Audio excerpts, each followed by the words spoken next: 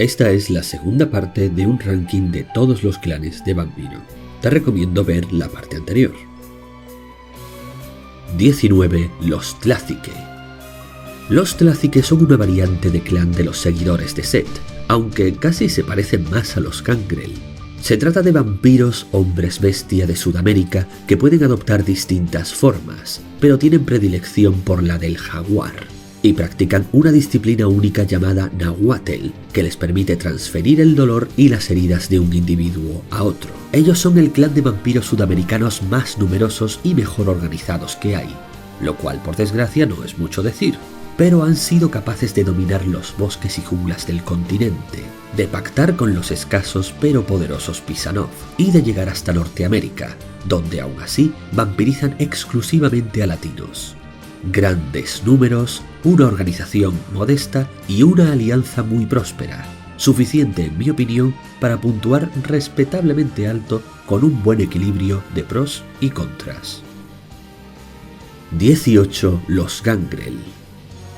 Los Gangrel son uno de los clanes más populares que hay, pero esto no es un concurso de popularidad, así que analicémoslos fríamente.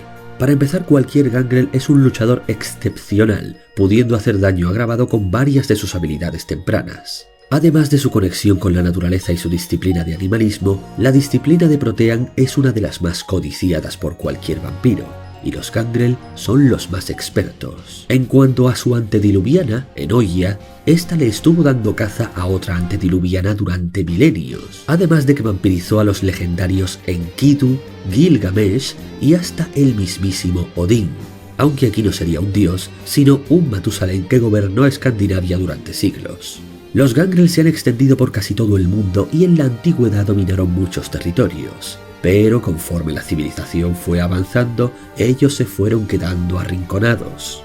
Muchos de sus linajes se han extinguido. La organización del clan es casi nula, y exceptuando a los recientes Gangrel de ciudad, hoy en día se han visto desterrados a las áreas rurales como mucho. Y sí, ahí ellos son los amos, pero eso les hace tener mucha menos presencia, poder e influencia de la que se piensa en el mundo vampírico. Por lo que, aunque individualmente son temibles, a nivel de clan no son ninguna amenaza. De hecho, ni siquiera pretenden serlo, pues casi todos los Gangrel lo único que quieren es que todo el mundo les deje en paz. Puesto 17. Los Nosferatu. Los Nosferatu tienen dos ventajas evidentes. La primera es que son quizás el tercer clan mejor organizado que existe. Ellos ni siquiera hacen diferencias entre los Nosferatu del Sabbat y de la Camarilla. Su hermandad está por encima de eso y han llegado a crear todo un imperio subterráneo. Además, su conjunto de disciplinas resulta extremadamente útil. A partir de ahí, todos son desventajas. Desde siempre han sido unos parias entre los vampiros. A diferencia del resto, ellos no pueden ser vistos jamás por nadie, pues su monstruoso aspecto rompería la mascarada automáticamente. Son seres de vidas tristes y atormentadas que suelen vivir en la más rancia pobreza. Algunos de ellos son ricos, pero son los que menos. Nunca vas a conocer a ningún vampiro que deseara ser un Nosferatu. Como mucho, los puedes ver resignados a ser lo que son. En cuanto a su antediluviano, hay que decir que estuvo a punto de exterminar toda la vida sobre la faz de la Tierra, con un bombardeo nuclear a escala planetaria. Pero técnicamente eso no es un poder propio, sino algo que logró con mucho subterfugio. En cualquier caso, un gran antediluviano, unas muy buenas habilidades y una organización abrumadora serían las ventajas que los mantienen en este puesto a pesar de sus muchas desventajas. Puesto 16. Los Samedi. Algunos ven a los Samedi como una versión en esteroides de los Nosferatu. Tienen un aspecto abominable y de hecho están en constante estado de descomposición, pero en realidad provienen de los Capadocios o los Giovanni, o tal vez incluso de algo mayor. El varón Samedi es evidentemente el líder del clan, y muchos Samedi lo tratan como si fuera un antediluviano, aunque él ha explicado numerosas veces que no lo es, y que de hecho ellos no provienen de los Giovanni ni de los Capadocios, sino que descienden de un antediluviano misterioso que no formaba parte de la estirpe de Caín, sino de los misteriosos y antiquísimos vampiros sudamericanos, los legados ahogados, de los que no se sabe casi nada. y tan temible sería este ser que la mayor preocupación del barón Samedi es mantenerlo dormido. Las disciplinas de los Samedi son terroríficas y extremadamente letales, ya que pueden pudrir o incluso deshacer el cuerpo de sus víctimas, a veces sin posibilidad alguna de regeneración. En cuanto a su sociedad, a diferencia de los Nosferatu, los Samedi han logrado medrar en la superficie, siempre ocultándose con numerosos trucos, pero dominando de facto casi todo el Caribe. Sus grandes desventajas son un escaso número e influencia fuera de su región y la descomposición de su propio cuerpo, temiendo llegar a convertirse en una tullida masa de carne deshecha con el pasar de los siglos. Puesto 15. Los Salubri. Con los Salubri llegamos al meridiano del ranking, y tal vez a muchos les sorprenda verlos aquí, pues se suele ver los Salubri como un clan de mojigatos debiluchos, pero nada más lejos de la realidad. Los Salubri tenían mucho poder en tiempos antiguos.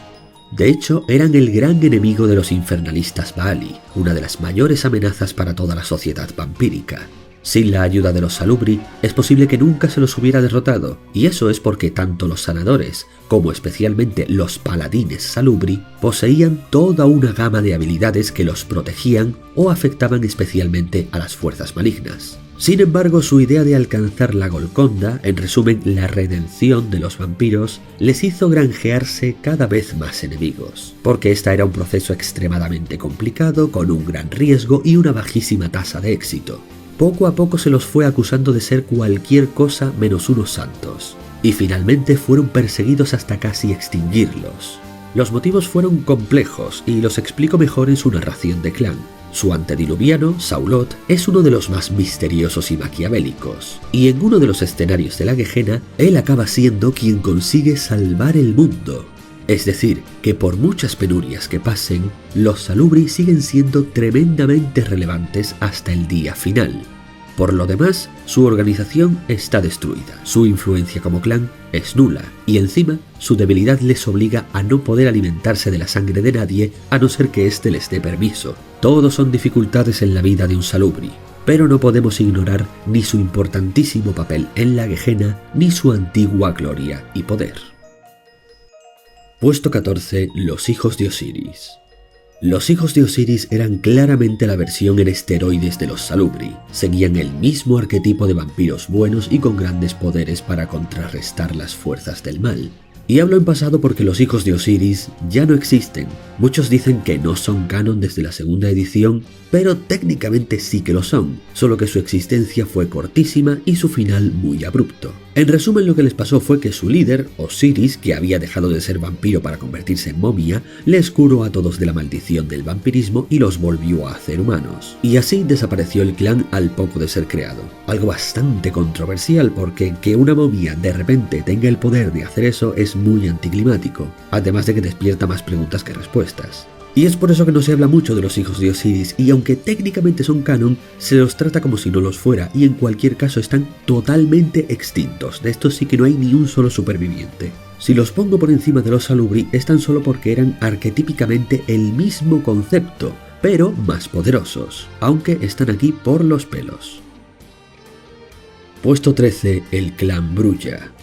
Los Brulla tienen sin duda la combinación de disciplinas más mediocre que existe: potencia, celeridad y presencia. Estas ni siquiera otorgan habilidades especiales hasta que no llegues a los altos niveles, tan solo te aumentan los atributos físicos. Aunque, dicho esto, yo soy de los que opinan que en su simpleza está su utilidad.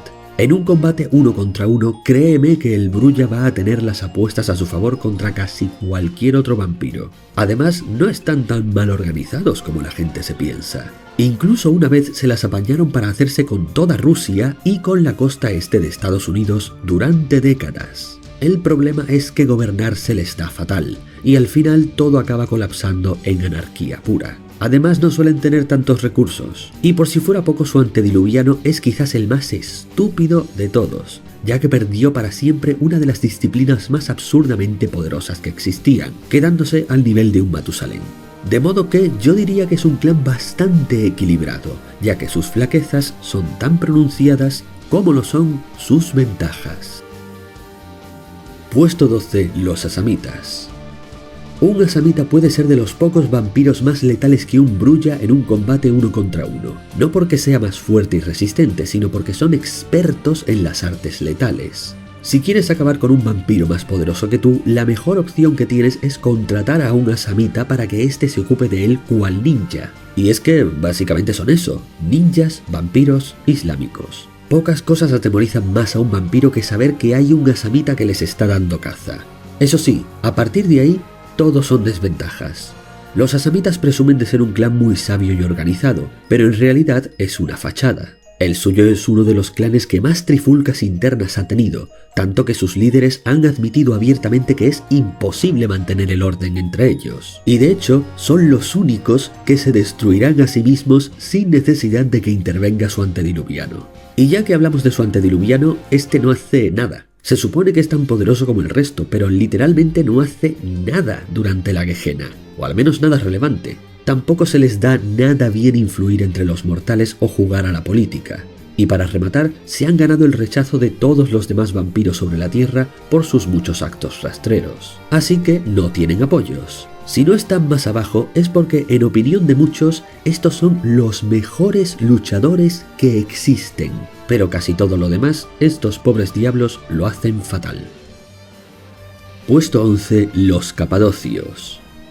Los Capadocios fueron el primer clan de nigromantes, y que ellos inventaran y dominasen mejor que nadie esa habilidad ya les asegura bastantes puntos. Pero ellos fueron mucho más allá. Aunque los Capadocios eran poderosísimos, a ellos nunca les interesaron las intrigas palaciegas, ni la fortuna, ni nada de lo que podía ofrecer este mundo. Ellos estaban obsesionados con investigar la muerte, y de hecho, su antediluviano era el más ambicioso de todos, pues tenía un plan para convertirse en el ser más poderoso de todo el universo. Así, tal cual.